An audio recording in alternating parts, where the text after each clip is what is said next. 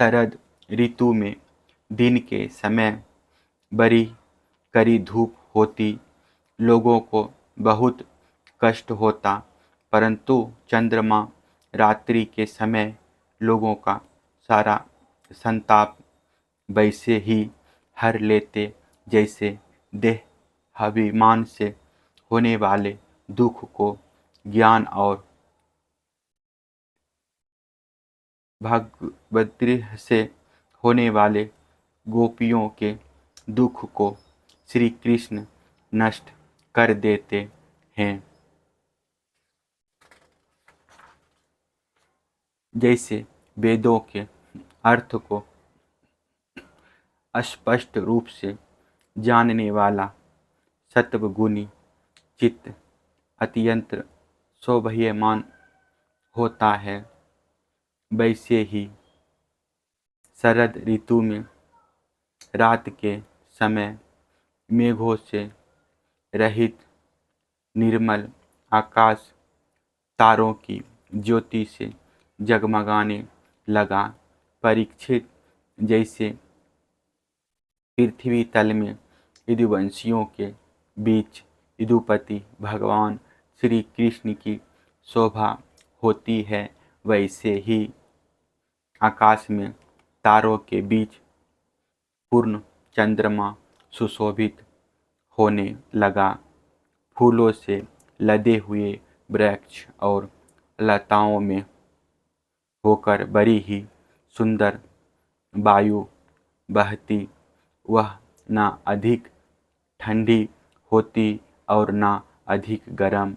उस वायु के स्पर्श से सब लोगों की जलन तो मिट जाती, परंतु गोपियों की जलन और भी बढ़ जाती, क्योंकि उनका चित्त उनके हाथ में नहीं था।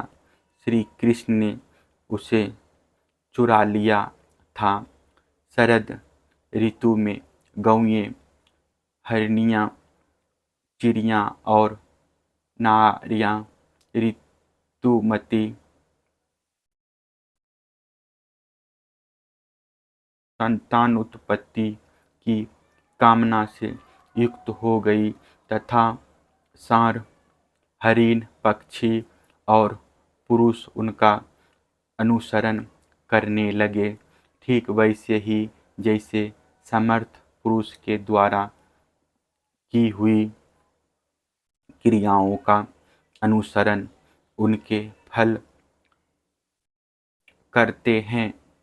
परीक्षित, जैसे राजा के शुभ आगमन से डाकू चारों के सिवा और सब लोग निर्भय हो जाते हैं, वैसे ही सूर्य उदय के कारण कुमुदिनी कुई या कुई के अतिरिक्त और सभी प्रकार के कमल खिल गए।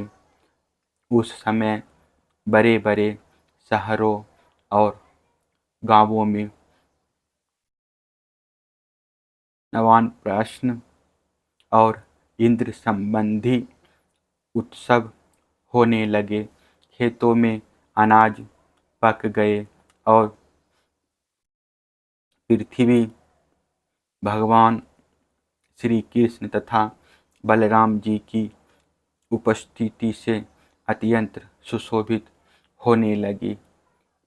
साधना करके सिद्ध हुए पुरुष जैसे समय आने पर अपने देव आदि शरीर को प्राप्त होते हैं, वैसे ही वैश्य, सन्यासी, राजा और स्नातक जो वर्षा के कारण एक स्थान पर रुके हुए थे, वहाँ से चलकर अपने अपने अभीष्ट काम काज में लग गए। जय हो जय हो। फिर दूसरा कथा लेकर आएंगे।